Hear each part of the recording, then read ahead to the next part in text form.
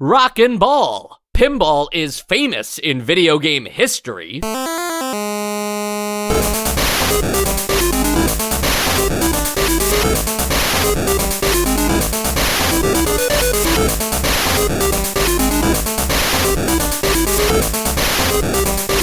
And welcome to Nostalgia, a chronological exploration of every NES game released in North America. I'm Mike. I'm Sean, who's currently on fire. And I'm Joe. Sorry, our listeners. Our listeners are gonna hear a pretty hardcore siren right now, so I thought I'd play into that a bit. Yeah, I don't know how I said so confidently that you weren't on fire. For all we know, you are the fire. Yeah, I honestly, am the like fire. the fire department is not coming now because you told them he's not on fire. Yeah, Irresponsible. you gotta be careful there. It's like a pinball machine. Great segue, Sean, because like the back of the box states, this is pinball. Whether pinball is famous in video game history, I guess is really debatable, especially this early on for something in the back of the box. Like, I don't know. I don't think of pinball machines as video games. They're pinball machines. And thus, if they're saying that it's famous in video game history, they're saying that, like, video game pinball is, like, one of the most popular genres of video game genres. Is that, like, everybody always makes pinball video games. Like, Super Mario Brothers Pinball. Everybody loves that. Yeah, like a pinball machine is a strictly analog device with physical objects, and it might have like a video readout and like some animations that play, but that's just a little accessory to it's closer to a board game. Sean, what do you say to the people who now emulate pinball machines using strictly like digital solutions? Then like you're playing a video game based on a board game, like a card game, you know? Right, like playing the Game of Texas Life Hold'em. on PS1. Yeah, Texas Hold'em's not a video game.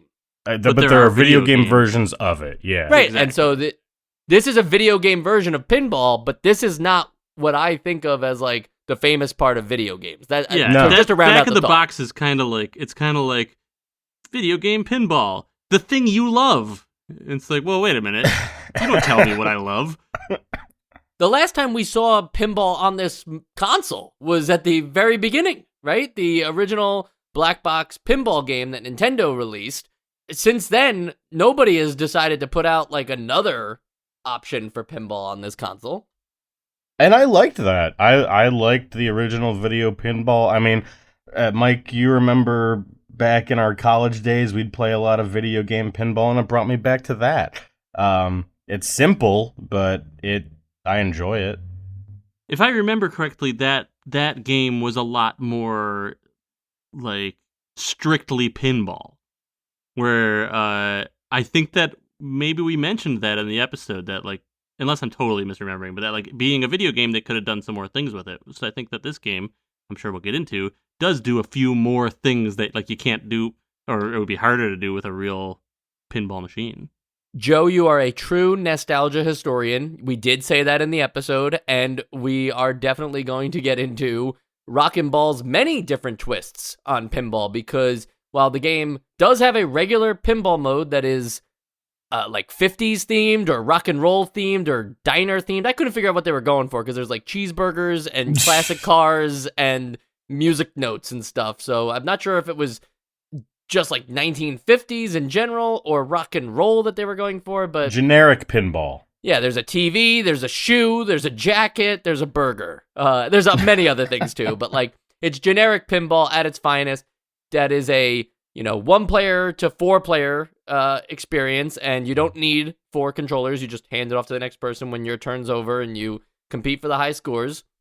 But more interestingly, you have like characters to be. It's not enough for you to clearly be the person hitting the buttons that are the flippers. You have to pick the character that has no other personality, just a name essentially, and a sprite for them.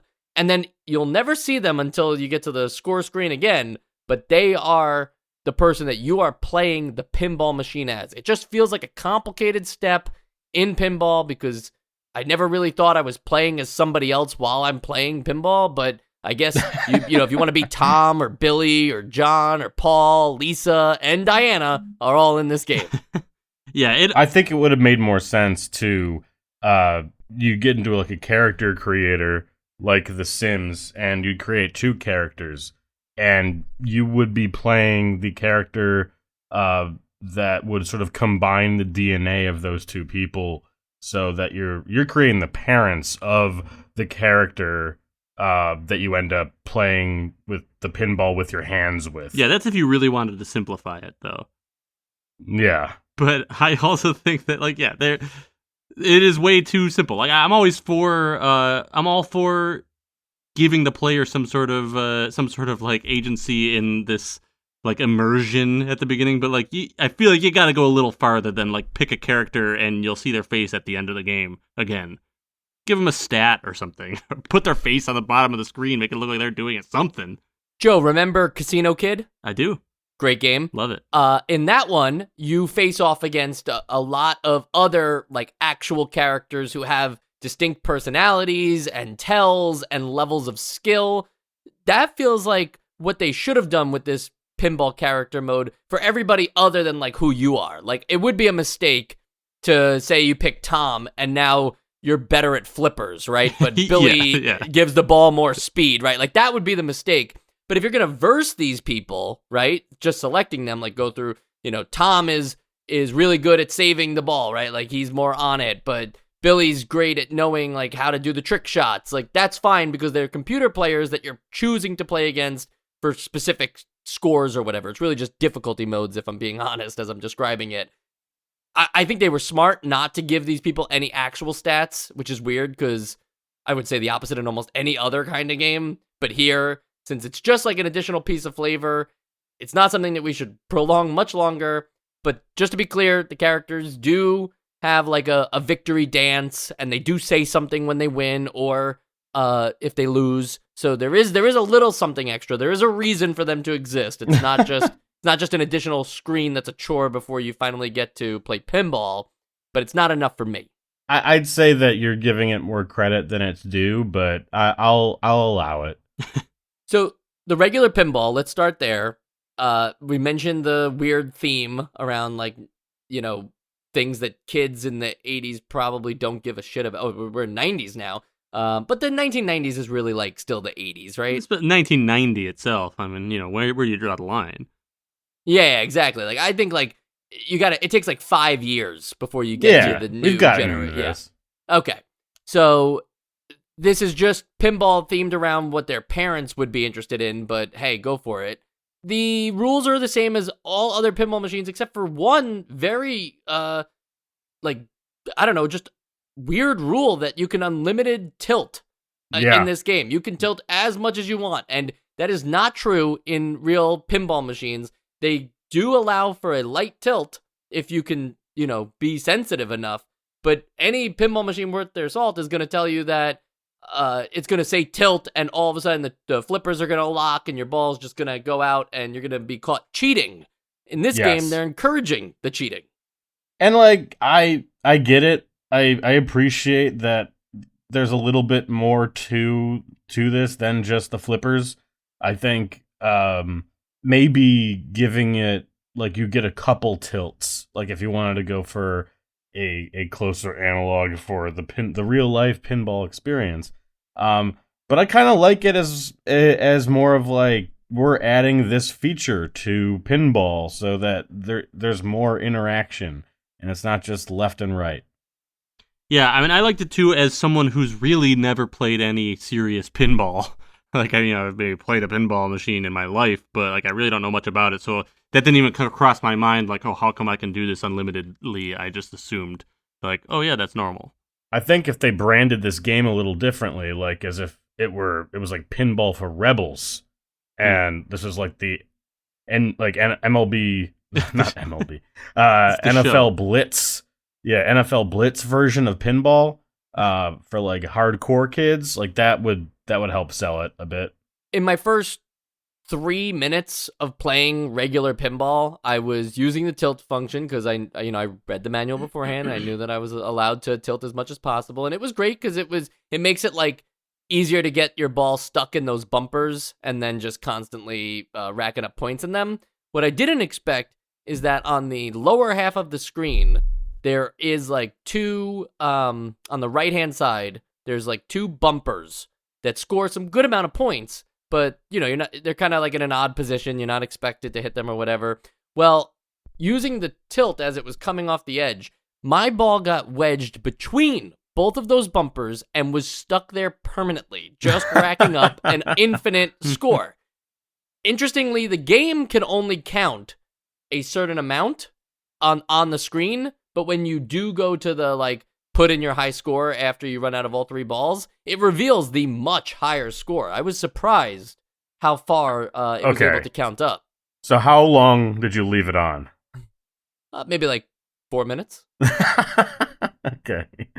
I wanted to test the limits because I wanted to see if it had a kill screen or something. Yeah. Arcade games kind of have those, so why wouldn't a pinball machine? But the pinball machine only counts to 999,999. The high score machine theoretically could count up to 999 million, I believe. It's Wow. interesting that it doesn't have the digits on the regular screen, but it is internally keeping track of it and still knows how to display that. Right, is it distracting? I don't know. Otherwise, though, this is just regular pinball, and I have a lot of thoughts about pinball as a as a form of play, but I don't think I want to talk about the placement of the ramps or the bumpers this pinball, the standard pinball, with most well-designed pinball machines, there are usually several different kinds of objectives. At least in the newer, you probably know what the era of pinball would be, but from what I remember from our little forays into it, there's a couple things that do this X times and then it'll open up this ramp or whatever. Whereas in this, there's one thing like that, and you have to knock down these temporary bumper things, and once you do that, you have access to this other thing, and when you hit that, it opens up a door to a bonus stage, and you can spend pretty much however long you can survive in this bonus stage. But that's really the only bell and whistle on this board. Yeah, and we're well ahead of all of that, what you're referencing of missions or objectives and stuff like that. That was even as far back as the early 70s, really, the idea of that. Before that, it was really just, there was a 9-ball pinball machine that looked like pool, and you had to hit all the pool balls, and that would, trigger something, but it was still a simple, just hit the bumpers, ring up some points. But by the 70s and definitely the 80s, you have games that want you to they're doing some storytelling. Yeah.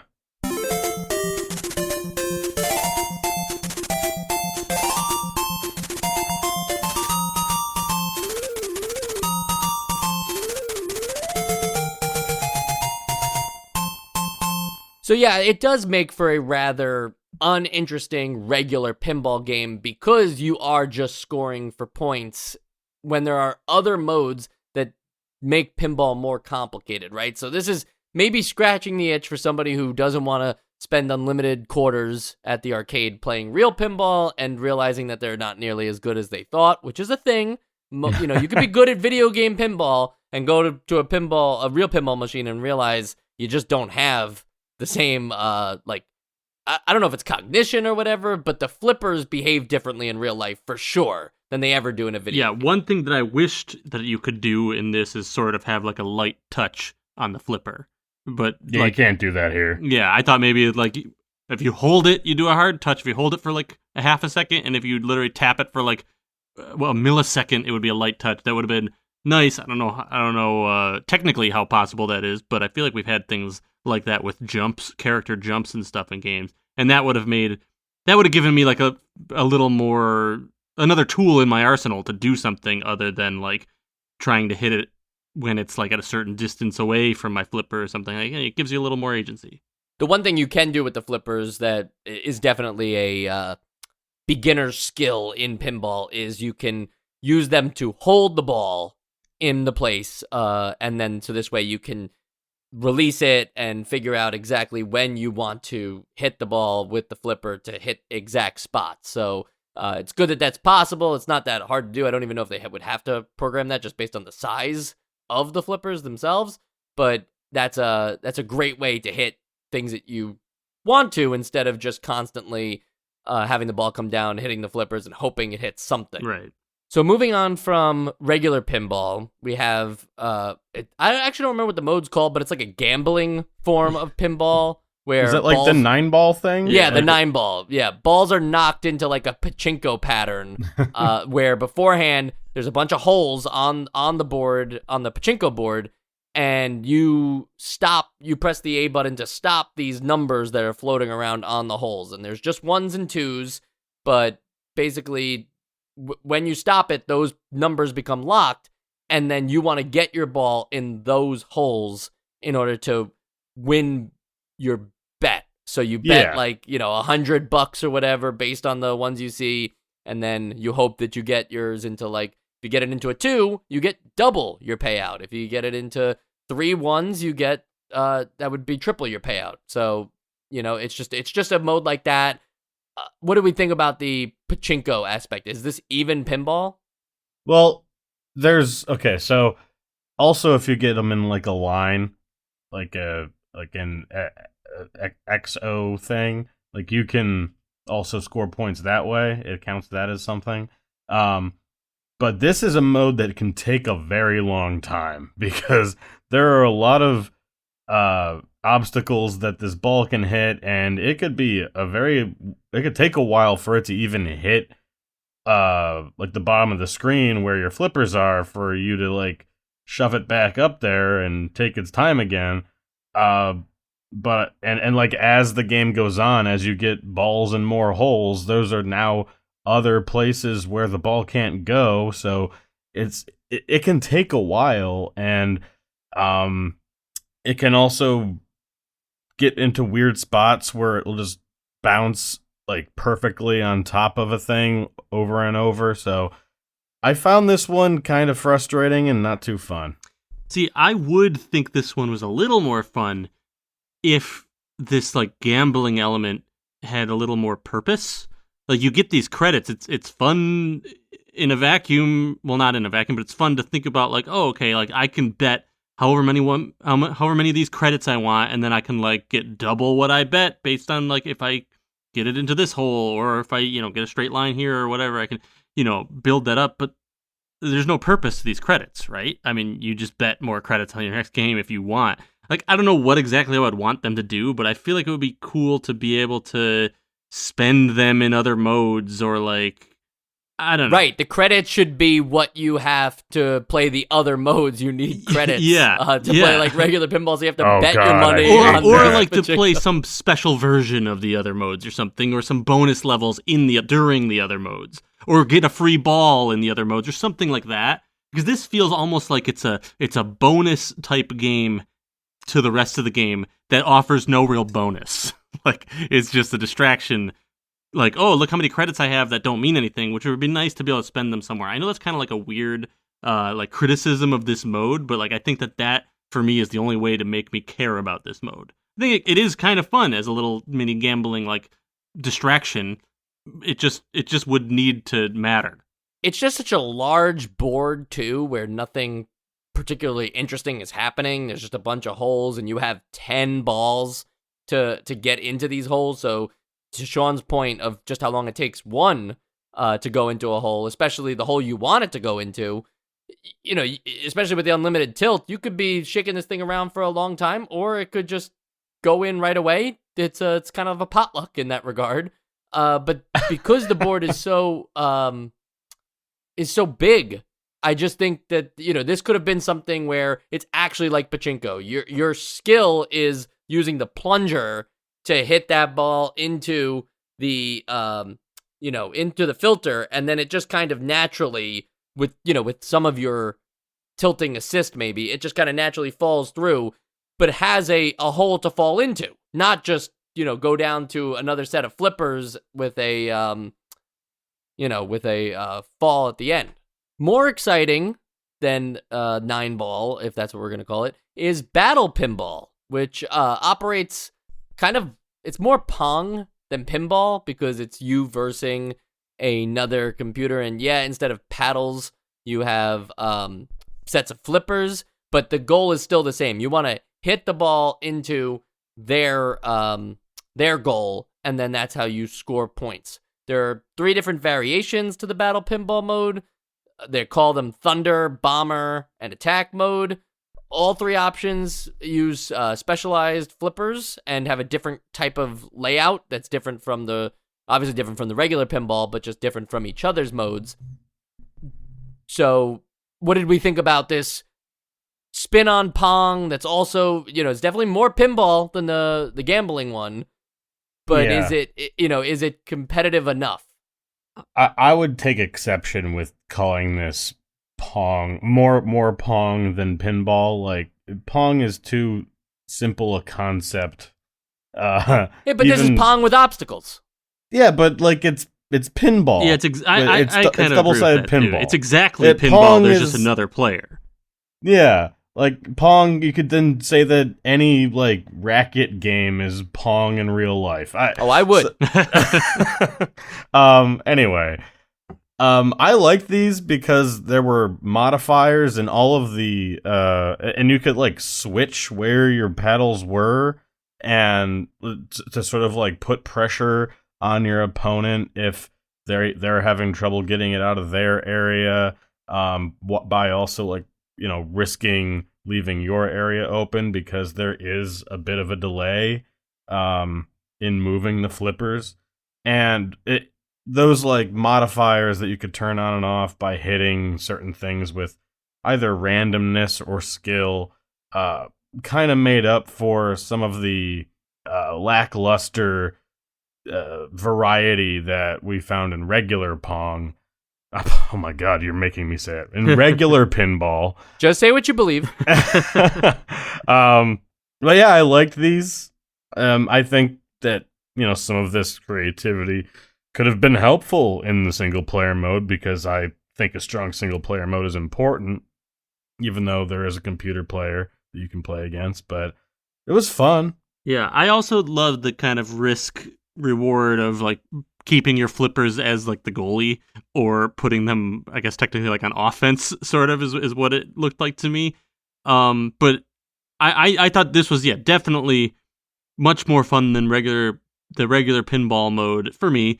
And it initially made me think, okay, yeah, this is doing what I was hoping like a pinball video game would do, is do something that you can't do in real life. And then I realized, like, wait a minute, you can do most of this in real life. Like, does this exist in real life, this kind of, like, one-on-one pinball? Because if not, I feel like it should. I've never seen a machine like that, but you make a good point, Joe. If you think about even just arcade cabinets that are, I forget what those are called, but they're like bar top arcade cabinets or whatever. But where 4 players or 2 players can just sit across from each other and then also put their beer glasses down and play against each other that way. Why couldn't you do that with pinball? It's a good point. Now that I'm looking at it too, I'm kind of thinking about, and obviously this is more true in the sports section, but this is also maybe if Pong wasn't fair for you, what do you think about like air hockey? Well, that we get. I'd say the sports ones were kind of like a combination of air hockey and foosball. Right, but with pinball elements. And so, that's why I'm saying this is Pong with pinball elements, but I get it. It's not. I would say this is pinball crossed with Pong. I would agree with that. But I wouldn't say it's more Pong than pinball. It's more pinball than Pong. It's definitely more pinball than Pong for one reason. You can move your flippers to the center with a risk reward system that we've been talking about, but you can't move your flippers like across the screen like you would a Pong paddle. And that's the difference. That's more like being a goalkeeper. This is just using the pinball flippers as your sole source of protection. Yeah, it's like playing... Otherwise, you have no say. It's like playing pinball, but instead of the ball just rolling back at you because of gravity, there's like an attacker on the other end hitting the ball to you, and you better hope that you can flip it back. Oh, Joe, maybe that's why this doesn't exist in real life. Because I guess they could just make it so this way it's like pyramid shaped. Yeah, that's what I imagine. It'd have to be. That's what I would imagine. In fact, in the like after you finish this game, when you have like the winner screen, it shows like a side angle of like the people playing, and it looks like the machine is like pyramid shaped like that, or like it slants downward on each side. We'll have it confirmed, like, after this episode airs, I think. Like, if it exists. Somebody that actually knows what they're talking about, yeah. There's no experience necessary on this podcast. Not at all. We haven't talked about the particular modes, Thunder, Attack, and what was the other one? Bomber, yeah. Yes. It's nice that there's actual variety in these boards and somewhat different rule sets if you want to get, like, you're still scoring the same exact way, but just the way you can score is a bit different. Did you feel like there was enough variety, or was it more like one's the easy mode, one's the, let's add a couple more things, and then the final form of it? I guess there wasn't enough variety for me to remember exactly what you could do in each. So maybe there wasn't all that much. It was just sort of different board shapes with different like spices of modifier. So maybe not too much, and one or two is fine. But one thing that I wanted to mention as an additional factor for the multiplayer modes is that now this bump and tilt that you could do in the single player modes, which is more so like cheating, now just becomes a like symmetrical extra like strategy that you're using to try and just mess up your opponent, and like it looks like they're trying to line up a shot, so just bump it and they'll just whiff or go exactly where they don't want it to go. Like I like that there's that extra layer, that not just like simulating cheating in pinball. Yeah, it makes it like nice and competitive. And as far as the different modes, I'll be honest, I really only spent a significant amount of time with the bomber mode. So I don't really know what the other two modes offer like this, but I know that the bomber mode, like, there's a way that your ball can turn into a bomb, and then you have to get it out of your section before it explodes. That is a nice little like wrinkle. If it's in your section for too long. That's right, yeah.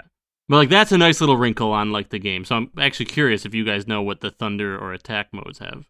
Yeah, so the bomber mode, as you mentioned, has a like panel on the right-hand side that you can hit those things to trigger things like a bomb, or if you hit the lightning, your partner's flipper will stop. The skull makes the flippers disappear. So all of these are like borderline power-ups / difficulty increasers depending on who's the receiver of them. Thunder is basically the simplest mode of it all. That it's just they've put some things in the middle of the screen to kind of block perfect shots going back and forth between the two sets of flippers, and instead there's like some ramps that shoot off into different directions to maybe make the way the ball enters the other person's zone a little trickier for them to handle, but otherwise there's no upgrades or special abilities in that one. And then the attack one, there are switches on the right-hand side for both players that have it says like attack, help, or stop. And I didn't play too much of this one, but the idea is basically that the when you hit one of those things, it triggers something else on the screen to do some work for you to help you against your opponent. That's cool. True dat. Moving on to what probably would have been the biggest source of enjoyment for me as a kid playing this kind of game, the sports pinball section. And not because it's sports focused, but just because of the twist on the competitive side of pinball here that wasn't, I don't know, it was just maybe like a little too complicated in these battle modes. The sports pinball takes the hockey and soccer that we all know and love, as Sean was saying, air hockey and foosball, and includes the pinball flippers as the only players. So instead of having rows of foosball players or your hockey. What is that? Is that you call that a stick still in air hockey? Yeah, what is that thing? It's a dude. No, but you mean Like in actual the air hockey, pole the that thing you're you hold? twirling.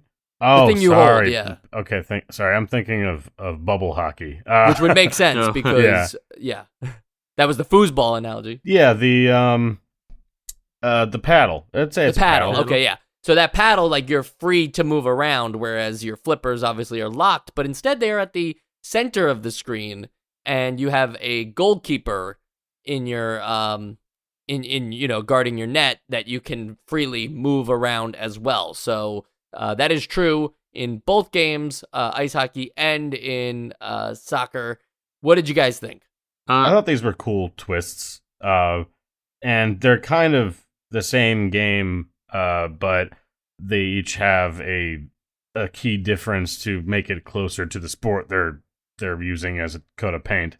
Whereas in hockey, the goal is sort of pushed forward a bit to mimic an actual goalie net in a hockey rink, where there is behind the net area, behind the icing line, and there's just a bumper back there to spit it back out. And then in soccer, there are these little nubs you can hit the ball into that sort of simulate corner kicks. And you can just call for it to get popped out to the center of the pitch and then try and one time it in. I thought these were cool. Yeah, this is probably also my favorite mode of this game. And I would say that this is the mode where I think we stray the furthest away from pinball. Like, really the only pinball thing, other than those corner kick simulator little things and the bumper behind the hockey net, is like that you're controlling a flipper, but it does move horizontally across the whole rink or field or whatever. And the really only thing that makes it a flipper is that it flips, but it doesn't really act like a flipper because it flips 360 degrees around every time. So it is kind of a new game. Like, it's a different game, and you're also controlling an actual little person. So it's really gotten, that's your goalie, I should say. So it's really gotten away from pinball, but it is also I don't know. It's hard for me to say oh yeah, this is doing that thing that I said where it's doing something that a real pinball machine can't do, because it's also well, yeah, but is this even really pinball anymore? But regardless of that, I don't know why I keep coming back to that as some sort of rubric, but this is very fun.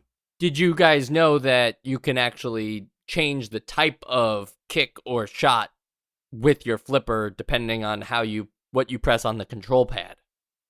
Yeah, I was. I mean, you mean directionality?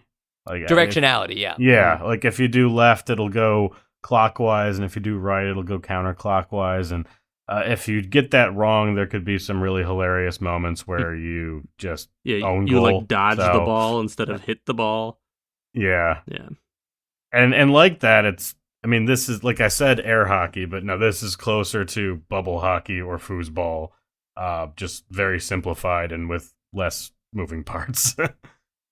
Would you have liked it if it was even more like foosball with additional flippers placed around the screen? Maybe the actual board needs to be a little bigger, but the idea that you only press one button and they all flip the same way, but that you're in control of all of those and not just this center flip. I don't know if it was actually simulating foosball or bubble hockey. I don't think that there's enough buttons on the controller to make that work. But if it's just keeping the same rules of this but adding more, I don't think it's necessary. I think this is goofy and simple and fun enough to work on its own. Yeah, I think it could be cool, but it would probably, for me, it would probably get a little cluttered, because just that directionality difference honestly was confusing to me. Not confusing, I understood how it worked, but in the moment, I screwed that up so many times. There's a lot to think about in a very short amount of time already for me. So I like it as it is. And it is nice that the goalies are not flippers. Yeah, they're just they're Pong. Yeah. Thank you. We got there.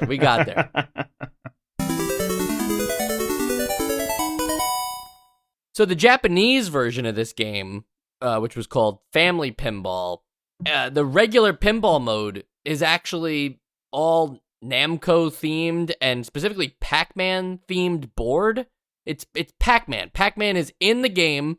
The whole board, instead of being a 50s diner rock and roll themed thing, is a Pac-Man themed board, and the characters you pick are either Pac-Man or characters from I don't know any of these characters, so I imagine they're from Japanese Namco games. Valkyrie and Wonder Momo and Kai. I don't know. I don't know. Wonder Momo. Oh yeah, Wonder Momo. Of course. Anyway, Pac-Man is in the game.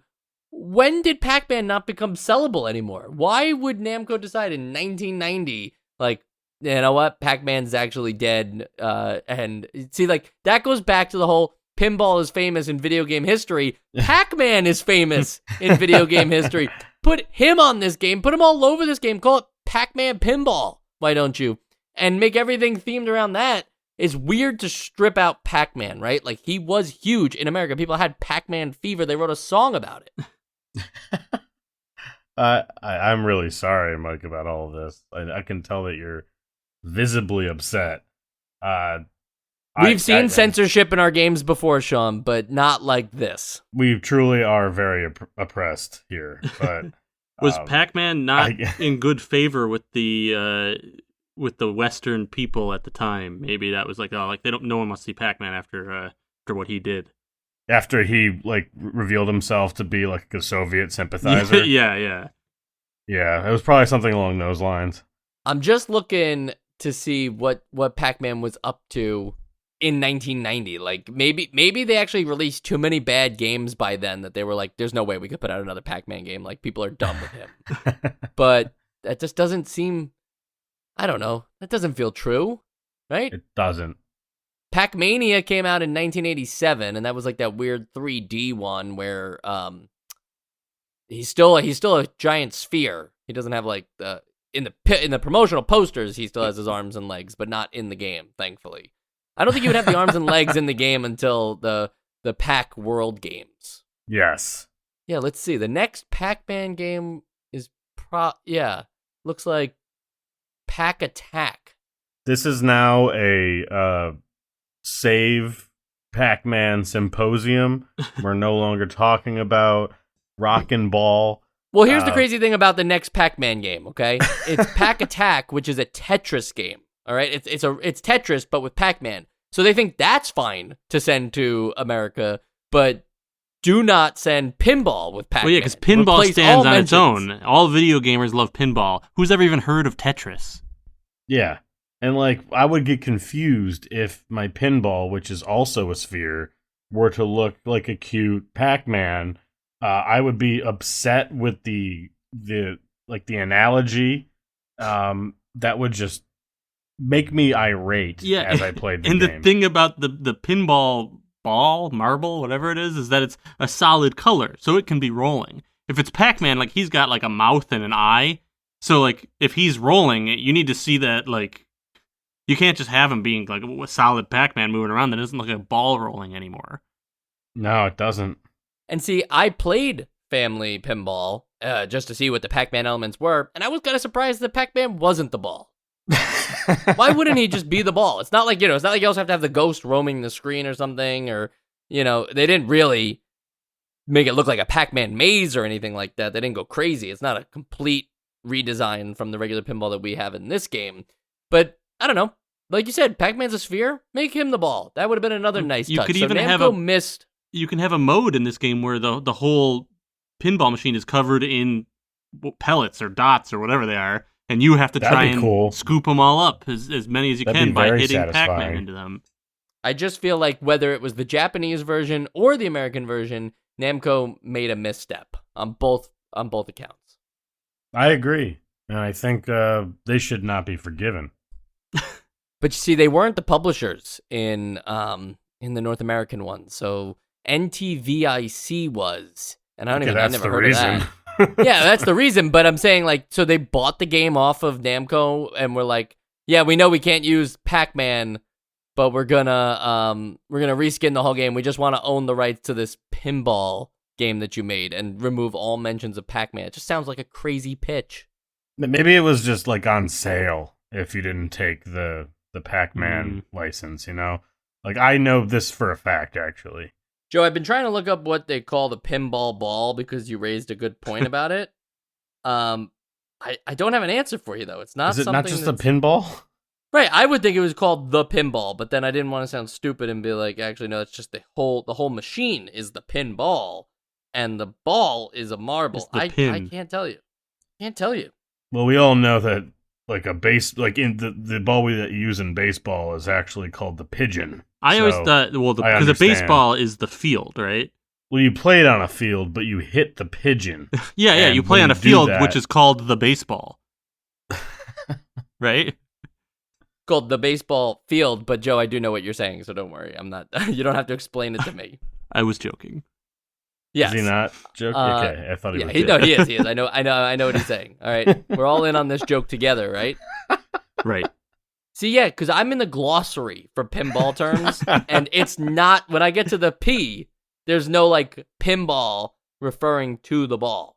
But pin game is another term for a pinball machine, according to the pinball glossary. Pin game. I think it's going to be called the marble, guys. I'm going to call it the pinball. I would like to call it the pinball, too. But think about this, Sean, we don't call the football strictly the football. We sometimes call it the pigskin.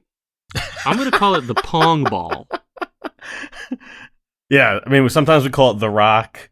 The rock, the pigskin. So I'm just going to say it's the pigeon. Okay, now listen to this.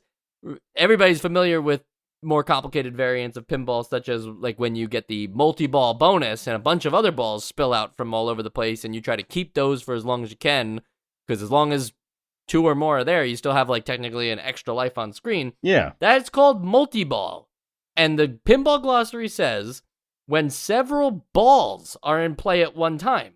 Now, hold on a minute. They're not saying when several pinballs are in play. So it's just the ball. It's just a ball. All right. I mean, it could also just be like single ball.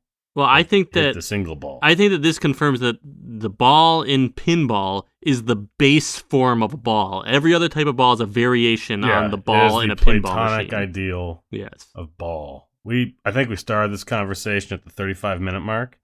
Cool. I'm really happy about that. 15 more minutes then. Yeah. You may not like it, but that's what a pinball ball is called. On the Let's sequels and just spin-off, Yeah. on the sequels and spin-off side, none. Absolutely none. I can't find anything about NTVIC, except for in the manual, their international corporation is located at 50 Rockefeller Plaza, which is pretty close, not the exact address, to where the Nintendo New York City store is today, and I just find that funny. That is funny. Ha. Not like laugh out loud funny, because I'm not laughing, but Joe gave a ha. Yeah, it was a ha. And then I had Okay. a real genuine laugh after that. But it was at my own joke. yes. You know what is no joke? What? Joe. Because we have to be really serious about it, is when we vote for games on the essential games list. Rockin' Ball is video game pinball with a lot of different modes, and we've covered them at length here. I did appreciate the twist on pinball. So if you have like another player to play against, maybe not the computer, although the computer offers a fine experience and at some points can challenge you too. I just think that this is the kind of game that you want a friend to play along with you, so this way you have that competitive itch inside of you. That would definitely be true in the battle and in the sports pinball modes, the two highlights of this game.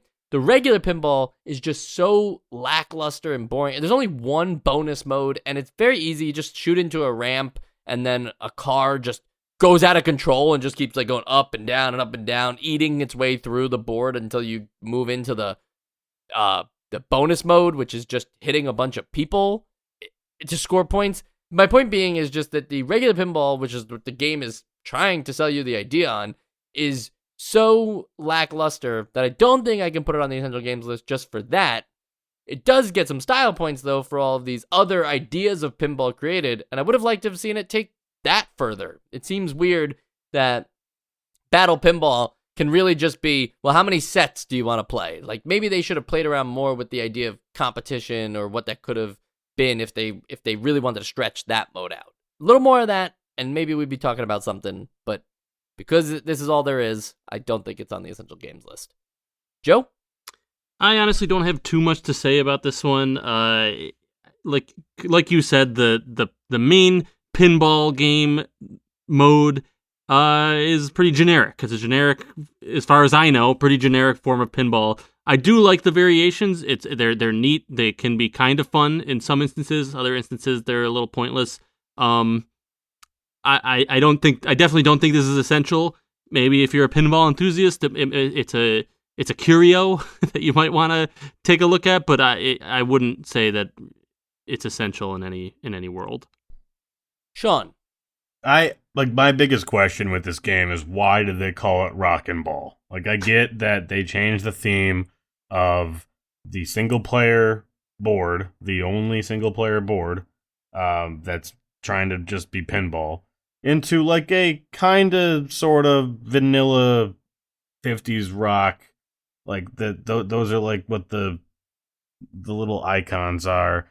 But, like, it's the only thing that has anything to do with rock. Like, it had me questioning, why is this called Rock and Ball? I was like, oh, because it's, like, kind of, it's kind of rock-themed, but not really. And it's, like, one little mode. Like, it should have just been called Battle Pinball, or keep the family pinball name. And that's really my biggest problem with this game, is the naming convention. Like, it wasn't interesting enough to call itself that.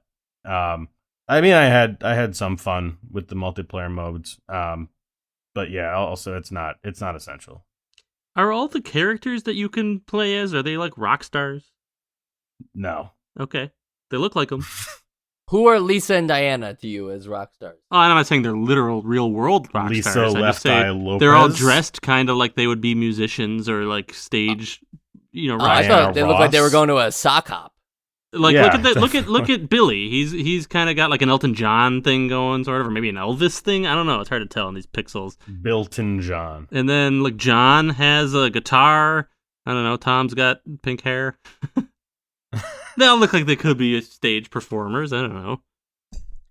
Pink hair is one of the surest signs of rock and roll. That's true. That's the role.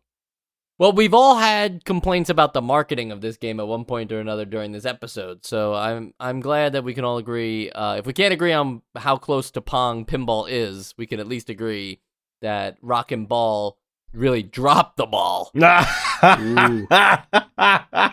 Next week, we have Top Gun, the second mission. If you didn't listen to our first Top Gun episode, you probably should, because there's one funny thing about that Top Gun game. We talked about it in the episode, but we've had so many people on Twitter come to us and say, like, wow, I never knew that about the landing sequence. So if you want to know what we're talking about, either Google it, because it'll be very obvious, or listen to that entire episode again for the very first time if you don't go back and listen to the other episodes. Top Gun, the second mission, very much like Top Gun Maverick, will not require any sort of information on the first one. You'll be able to get the gist without ever having to listen to the first episode or watch the first movie.